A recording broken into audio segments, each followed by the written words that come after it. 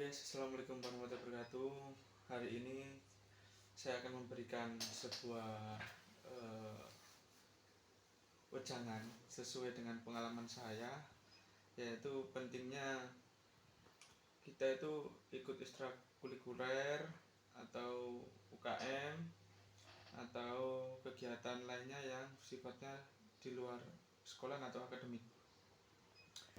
Nah, karena apa guys, kok kita penting ya?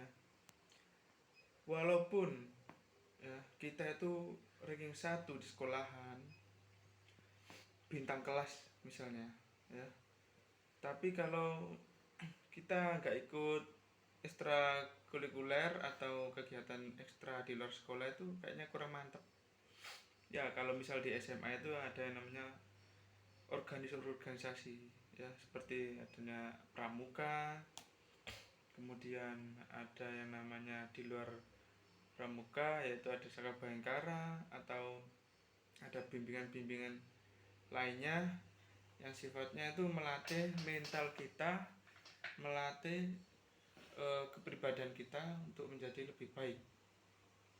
Jadi kalau kita gampangnya ini rek, misalnya kalau kita itu pinter ya, tapi kita itu nggak berani mengutarakannya.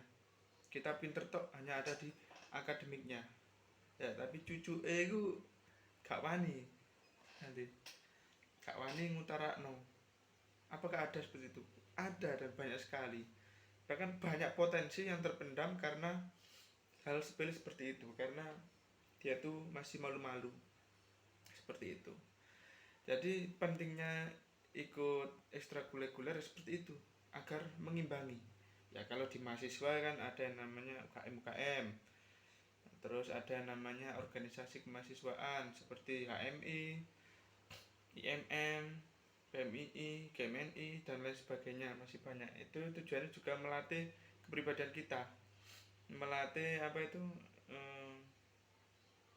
melatih mental, cara bicara, public speakingnya itu dilatih biar bagus untuk menghadapi orang itu bagaimana, agar tahu seperti itu ya. Jadi contoh kecilnya seperti ini, kalau kalian di dalam suatu kelas itu ada yang anak yang pinter ya kan, ada aja ya pinter tapi nggak berani ngomong utarakan, itu jadi kakek tok pinter ya, seperti itu. Ntar ganti tangan ya, ini goyang-goyang seperti itu. Jadi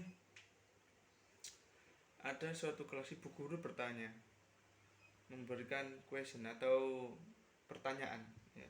Anak si A ini pinter, dia tahu di otaknya tuh tahu dia, tapi dia tuh ada suatu hal sehingga dia tuh nggak berani mengutarakan kalau saya dia tuh bisa.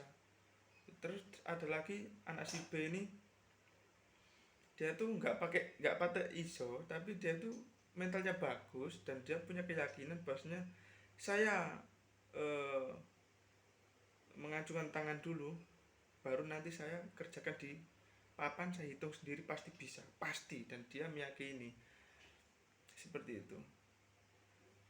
Jadi ya endingnya ya pasti ya yang setengah bisa tapi berani itu yang akan sukses, daripada yang dia tuh pintar tapi nggak bisa mengutarakan seperti itu. Jadi seperti itu. Contoh lainnya adalah seperti kita itu memiliki software yang terbaru ya, tapi hardware kita, device kita atau HP kita, ponsel kita itu jadul ya, mudah ngehang, mudah itu, mudah nggak jalan ya. Nah, kira-kira aplikasinya jalan apa enggak? Nggak jalan kan ya. Seperti itulah contoh kecilnya. Jadi hardware dan software itu harus imbang gitu loh, harus seimbang ya.